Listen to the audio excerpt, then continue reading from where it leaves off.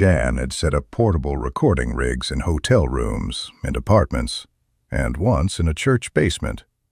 He had worked with local bands, with visiting performers, with the occasional session that came through Ostend for reasons he never fully understood. He had never set up a session for someone who sang like this. The call had come through a contact in Brussels, someone who knew someone who was working with an American musician, staying in an apartment on the Langestraat, who needed a portable rig set up and someone to run it. Jan was 32 years old and worked primarily as a sound engineer for a small recording facility in Ghent. He did portable sessions on the side when they came up. He drove to Ostend on a Tuesday in November 1981 with his equipment in the back of his Citroën. The apartment was modest. The man who answered the door was lean and quiet, shook his hand, said his name. Jan said his name. They looked at the equipment in the hall. They set it up together. Jan had brought a portable 8-track, 2 microphones, a small console, cables. For a bedroom, this was adequate.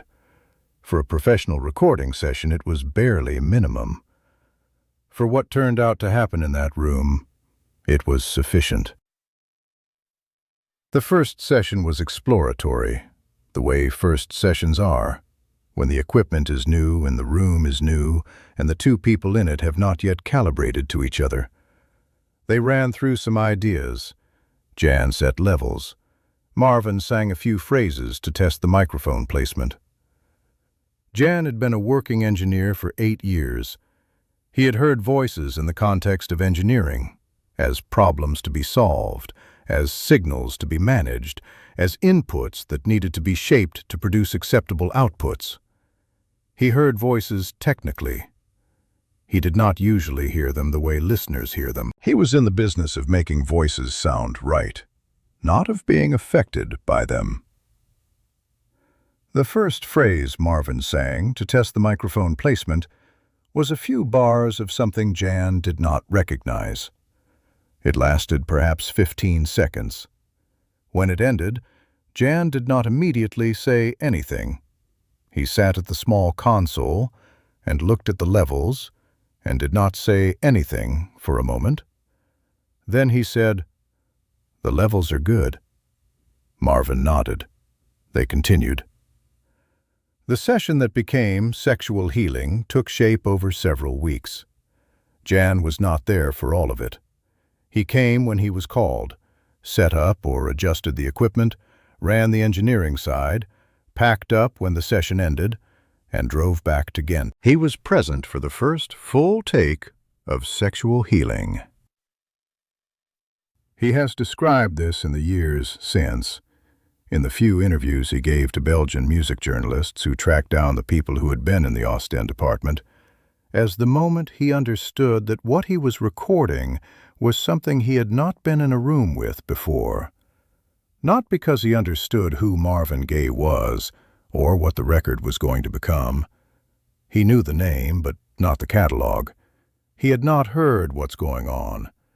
He came to the session as a working engineer, not as a fan. What he heard in that first full take was the voice doing something specific that he describes as making the room feel smaller. Not literally, the room did not change, but the acoustic of it shifted in a way that he had not experienced before. The voice filling the space differently, occupying it differently, as if the room had been the right size for other things and was now, for the first time, the right size for this. He ran the take clean. He checked the levels. He played it back to Marvin, who listened and said, "That is the one." Jan said, "First take." Marvin said, "Sometimes the first one is the right one." Jan said nothing. He made a note in his log. First take, keep. He drove back to Ghent that evening. He told his wife about the session in general terms, a session in Ostend, an American musician, good work. He did not tell her about the moment the room felt smaller. He was not sure how to explain it to someone who was not a working engineer, who did not understand what it meant when a voice did something to the acoustic of a space that voices are not supposed to be able to do. Sexual Healing was released in 1982 and went to #1. Jan heard it on the radio in Ghent, recognized it immediately, turned up the volume. His wife asked what that was. He said, "I was in the room when he recorded that." She said, "That voice." Jan said, "Yes, that voice." He heard about Marvin Gaye's death in April 1984. He thought about the Citroën full of equipment and the Tuesday in November and the first take and the note in the log. He still has the log. He has never shown it to anyone. First take, keep. He wrote it down. He put it in a drawer. Some things you record, and they go out into the world, and the world hears them and cannot know what the room felt like while they were being made. That is the nature of recorded music. But Jan was in the room. He set the levels. He heard the take. He knows what a room sounds like when something is happening in it that does not usually happen. First take, keep. That is what he wrote. That is what it was. To be a sound engineer is to operate in a state of clinical detachment. You are the invisible arbiter of frequencies, the technician who ensures that the signal-to-noise ratio is optimal. You learn to listen to the artifacts of the recording, the hum of the amplifiers, the bleed of the drums, the sibilance of the vocal track. You learn to treat sound as a geometric problem to be solved with equalization and compression. But for Jan, that Tuesday in Ostend dismantled the professional walls he had spent a decade building. He was no longer just managing a signal. He was witnessing a manifestation. The room, which he had assessed as being acoustically suboptimal, suddenly possessed a profound spiritual density. He felt the air pressure change. He felt the vibration move through the floorboards and settle into his chest, bypassing the mechanical ears of his equipment and striking his own central nervous system. There is a specific kind of intimidation that comes from being in the presence of greatness that does not realize it is great. Marvin was not performing for a crowd or a record label. He was working out of necessity, out of a need to translate his inner turbulence into a coherent sequence of sounds. Jan watched him, not with the gaze of a fan, but with the focused, alert eyes of someone who realized that his sole responsibility was to not get in the way of what was occurring. He adjusted the gain on the preamp with a trembling hand, fearful that a single decibel too much or too little might ruin the alchemy. He realized then that his equipment was just a wire, and the real transmitter was the man standing 3 feet away, eyes closed, voice reaching for something far beyond the brick walls of that apartment. The decision to keep the first take was the most significant technical and artistic judgment of Jan's career. Usually, an engineer pushes for a second or third pass, looking for that elusive perfection that comes from multiple attempts.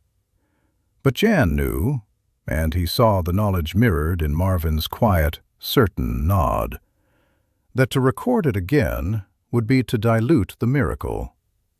The first take had captured a raw, unadorned truth. It was the sound of a man purging his demons through a melody. It was unrepeatable. If they had attempted a second take, the magic would have dissipated. The emotional fatigue of the effort would have bled into the performance. Jan recognized that his duty was to protect the spontaneity of the moment, to preserve the capture of a soul in transit. The years following that session were quiet for Jan. He continued to work in the industry, recording local bands and corporate jingles, but he was always comparing every session, every vocal, every mix to that one afternoon in Ostend. Nothing ever measured up.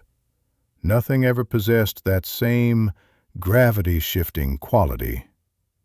He lived with the secret of the first take, like a man carrying a heavy, precious stone in his pocket. He knew that the world loved the song, loved the production, loved the groove. But he also knew that the world didn't actually hear it the way he had. They heard the record. He heard the ghost in the machine. They heard the polished, radio-ready hit. He heard the vulnerability of a man who was fighting for his life in a temporary home in a foreign country. The logbook, tucked away in his desk drawer in Ghent, became more than just a professional record. It was a diary of a collision.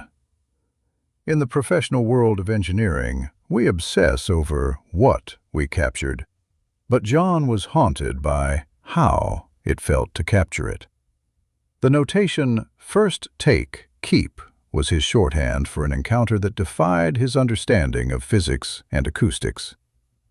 He often took the logbook out at night, long after his wife and children were asleep, and looked at his own handwriting. The ink had faded, but the memory was as vivid as the day he had logged the track. It was the only tangible piece of evidence of his existence in the space between the artist and the world. He often imagined what would have happened if he had told Marvin the truth. If he had stopped him after the take and said, "You have no idea what you just did to the room."